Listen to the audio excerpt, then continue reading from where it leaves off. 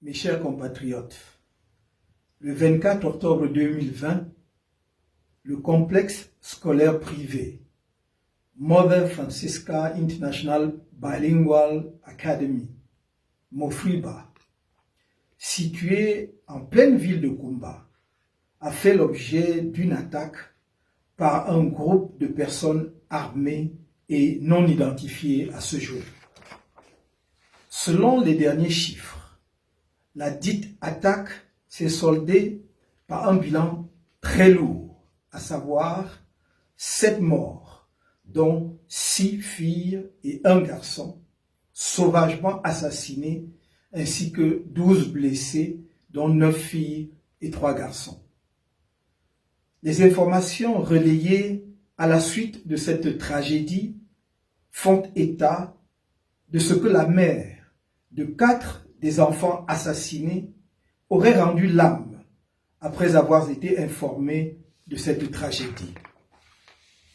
Le mouvement pour la renaissance du Cameroun tient à présenter ses condoléances les plus attristées et l'expression de sa sympathie émue aux familles des victimes, en même temps que ses souhaits de prompt rétablissement aux blessés. En outre, le MRC condamne avec la dernière énergie ces actes odieux, barbares et inacceptables perpétrés par des personnes inhumaines contre des écoliers sans défense. Demande l'ouverture d'une enquête internationale indépendante sur ces atrocités, suivie de poursuites judiciaires et des condamnations à des peines lourdes contre leurs auteurs. Le MRC constate, pour le déplorer, l'attitude du régime qui continue de privilégier l'option militaire pour le règlement de la crise anglophone, alors que cette méthode a montré toutes ses limites. De fait, depuis environ 3 ans que dure cette guerre absurde et inutile, le gouvernement n'est pas venu à bout des groupes armés à travers l'option militaire et ne parvient toujours pas à assurer la sécurité des personnes et des biens dans les régions du nord-ouest et du sud-ouest.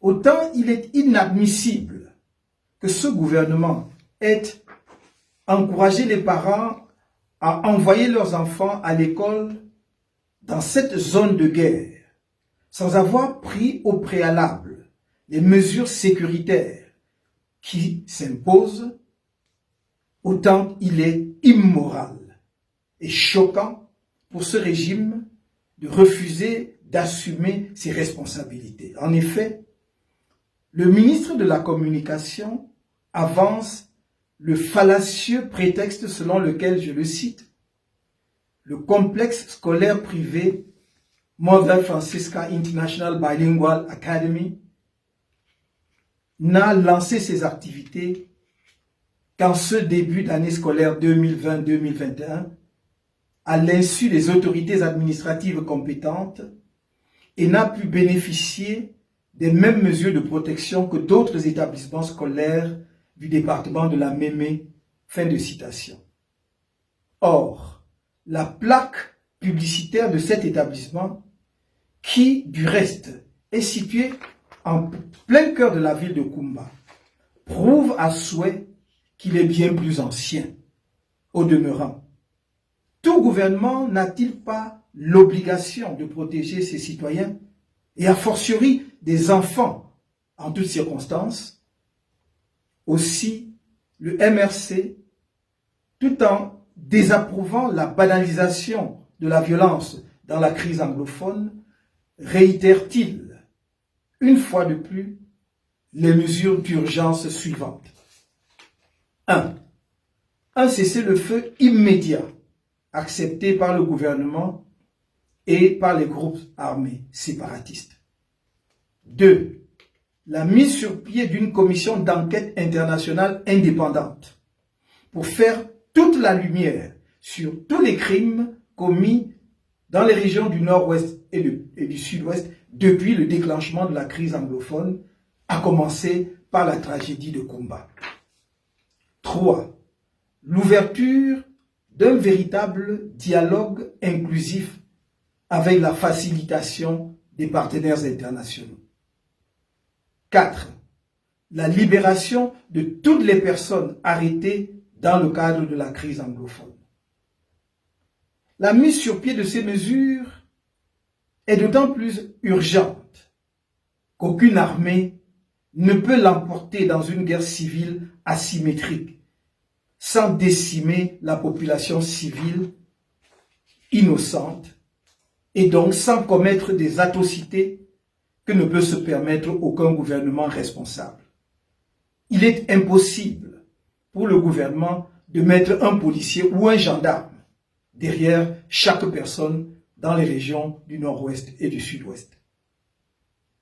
Comme je n'ai cessé de dire, une guerre menée par un gouvernement contre sa propre population est l'expression la plus patente de l'échec de la politique.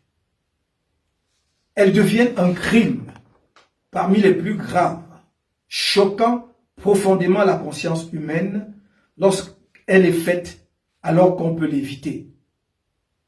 Maintenant que les va-t-en-guerre qui sont au sein du gouvernement l'ont expérimenté et en savent désormais non seulement le prix élevé, mais également qu'elle est sans issue, j'ai bon espoir que chacun comprendra qu'il faut donner enfin une chance à un vrai dialogue entre les enfants de ce pays. Ce qui s'est passé à Kumba, après Ngarbou, Zélevel, par Moskota, Bini, Mouyuka et d'autres localités encore, ne doit plus jamais, je dis bien au grand jamais, se reproduire.